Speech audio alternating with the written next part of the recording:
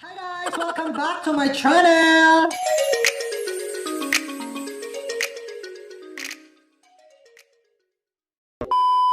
For today's video, magkakaroon tayo ng unboxing, unpacking, whatsoever, kung saan ka komportable.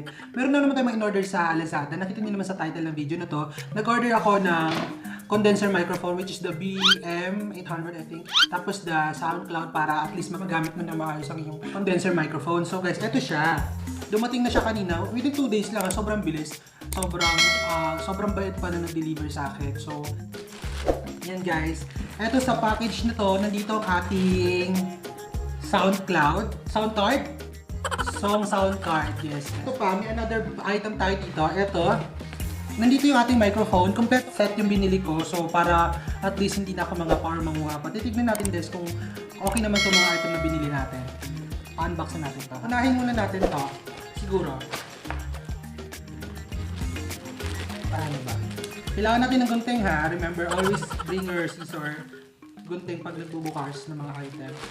Ano ba? Ano natin magbukas? Para kakaiba.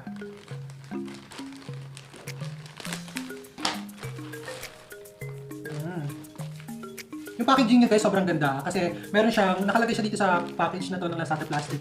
Meron din siyang bubble wrap. So para safe na safe. It's good Lazada ha. And then, the second one. A few moments later. Wow! So guys, eto lahat yun no, in-order natin sa Lazada. First box, okay, unahin muna natin yung ating first item, which is the microphone. Yung nakalagay dyan, professional studio condenser microphone. Ano pang mga naka-indicate dito? Ayan yung feature niya. Basahin nyo na lang, hindi ko na lang siya babasahin. Kayo nang bahala magbasa. Buksan na natin. Oh my god. Ba't ganun para kinakabahan ako?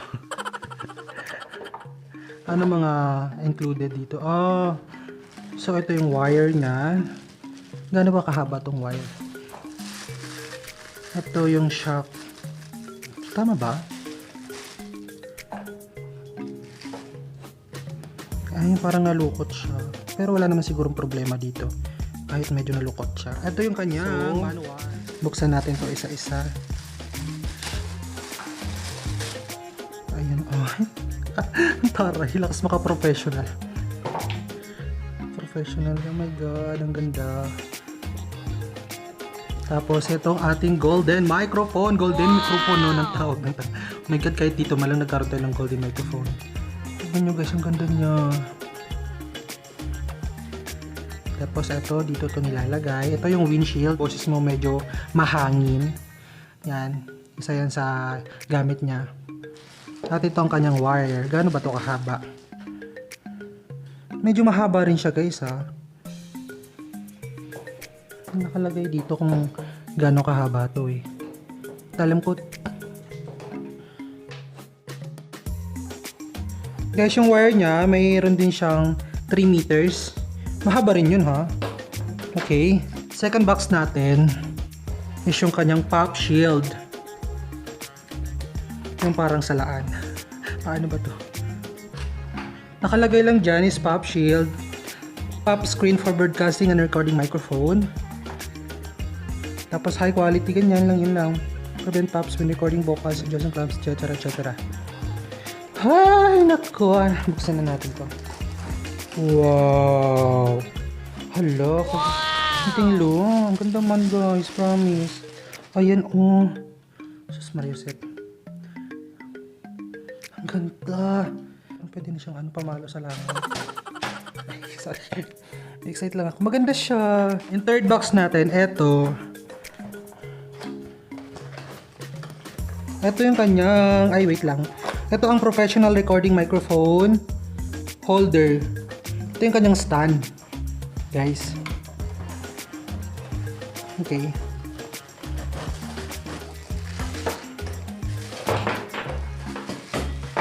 Ayan.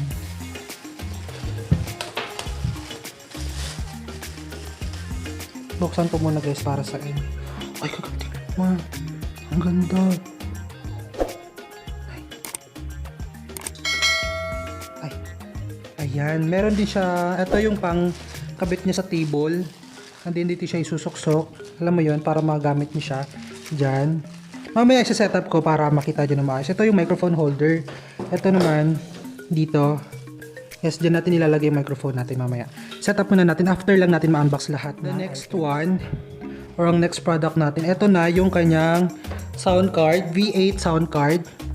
Nakalagay lang dito is live sound card, wire condenser microphone, keme-keme. Excellent quality of voice and music professional. Yan. Dito sa likod naman is operation guide. Andyan, meron na siyang operation guide dyan sa likod. Hindi ko na babasahin.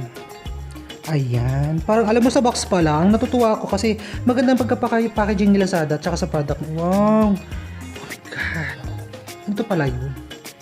Ito ang itsura niya guys. Tignan nyo. Wait lang. Tignan muna natin yung mga included dun sa kanyang box. So, ito yung mga wire na kasama dyan. Meron siyang tatlong klase ng wire. Same lang din naman siya. Maliban dito sa isa. Ito siguro yung para lang siyang charger ng Android. Ito din. Ito naman tong dalawa. Ito yung, alam ko ito yung sa ano. Ikukunik siya dito sa likod ng V8 na sound card. Tapos ito yung pang phone. Pwede rin siya sa PC or laptop. Yan, dalawa siya. Kasi dalawa yan. And then, meron pa siyang kasamang manual. Wala pa tayong studio or room na pwedeng paglagyan. Oh my God, may tricycle. Dito muna tayo sa mesa na kapagkainan ng pinsan ko. Never mind na lang yung background yung mayroong mga sulat-sulat doon kasi ano yan, review material yan ng pinsan ko. Bahay nila kasi ito. Guys, yan lang yung simpleng pagkakasetup ko kasi wala pa tayong studio room. Sana tama yung ginagawa ko. So, by the way, babalik ko na to sa dating setup. Lipat ko lang to kasi medyo hassle pag umalis ako ng ano. I mean, pag...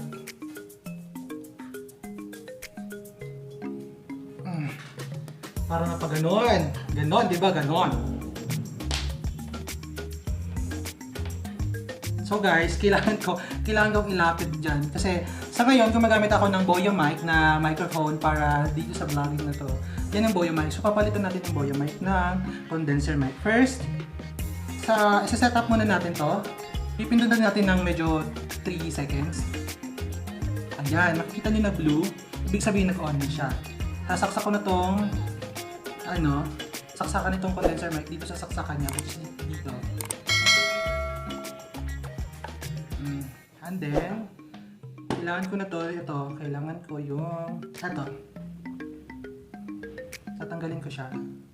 Ito naman yung sasaksak ko dyan sa cellphone. So, kailangan natin tanggalin yung Boya mic. But, ito muna, sasaksak ko muna ulit to. Ito muna yung sasaksak natin.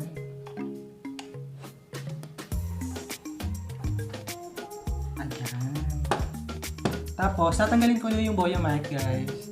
Malis ka muna dyan. Yan ang audio natin pag wala tayong microphone kahit Boya mic. Ganyan lang!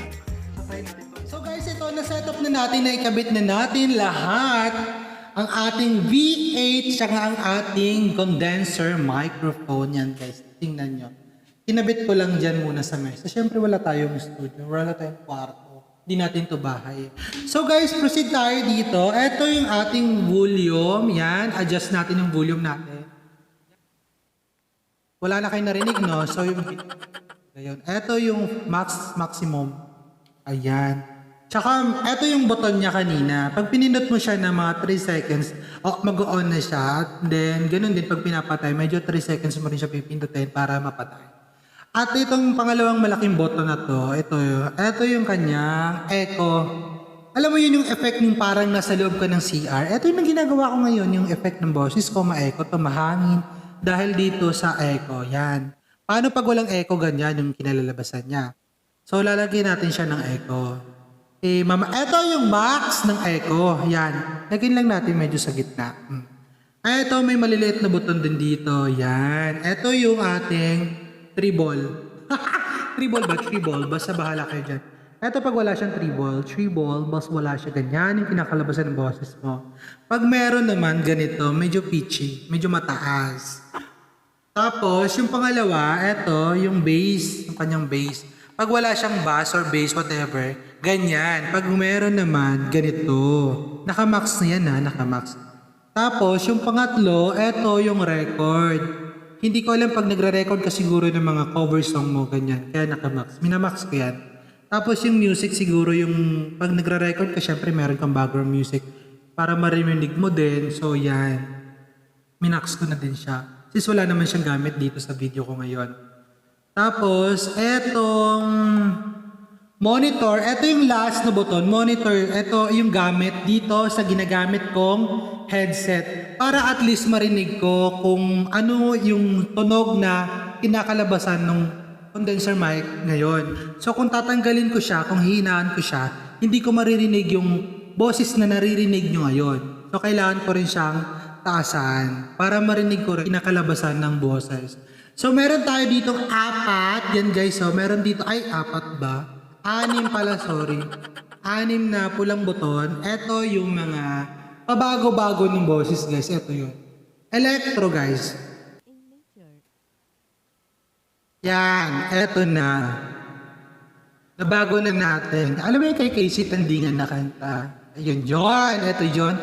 You got my heart in the air, rolling in the deep. Okay ka. Ito yung pangalawa. Ito yung pangalawang buton natin. So, boses babae. Mataas. Mataas yung boses na. Huwag nang tinatapan to. Ayan. Tanggalin ko na lang kaya ito. Para makita niyo yung pangit ko. Char. Ayan, guys. So, boses babae kanina. Boses babae yun. Ito yung pangalawang buton. So, pangalawang pindot natin. Yan. Lalaking boses naman to, sobrang malaki. Parang ako, yan. Char. Malaking boses naman. So, try natin yung pangalawa. Ay, pangatlong pindot, rather. Hello. So, lakas. So, yung pangatlo is yung boses bata. Bata, maliit. Matinis, manipis, ganon. Yan yun. Diba guys, nakaka-amaze kong V8 sound card. Hindi mo rin magagamit yung maayos kong condenser mic mo without this sound card. Kaya lagad meron ka. Pangatlo na. Ito na yung pangatlo. Pinindot ko na. Yan yung boses ko. Boses... Monster voice.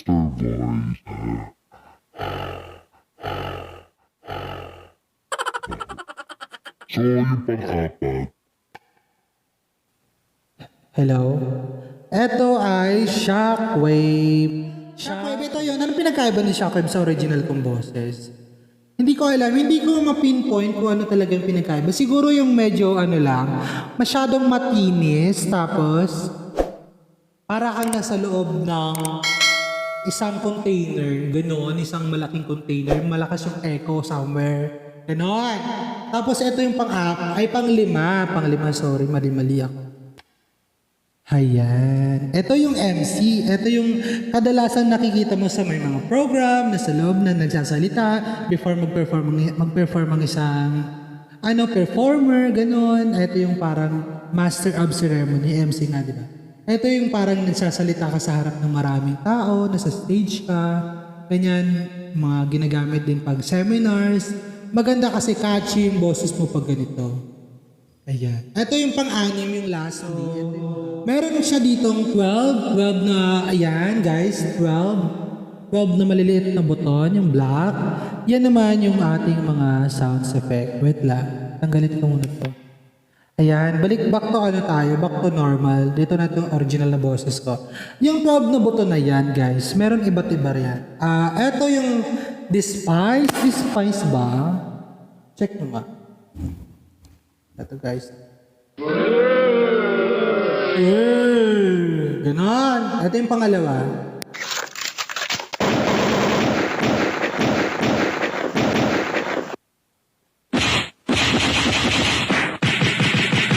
Yan. Yung pangatlo, mga nagbubugbugan. Ito yung pang-apat. Ano kaya to?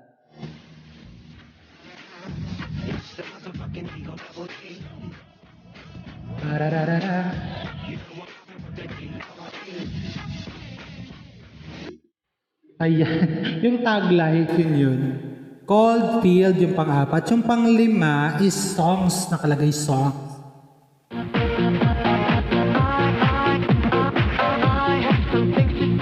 Papa, wala sana wala papa.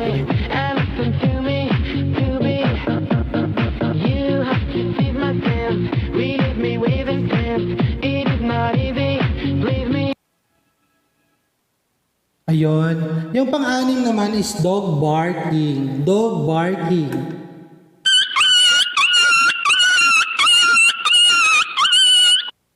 Di naman nagbabark yung dog, parang naipit lang siya. Ito yung ito yung pang dito sa baba na yung pang ito, laugh. Diba? Applause.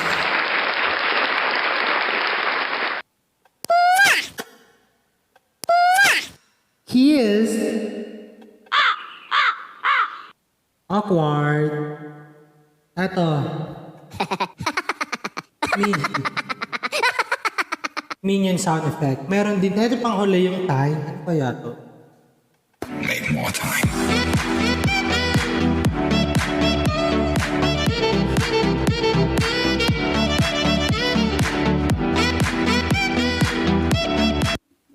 Yan guys, yan yung lahat, yung 12 sound effect at yung 6 na pampalit ng boses, yung ito yung mga button na to, yun yung mga gamit niya guys.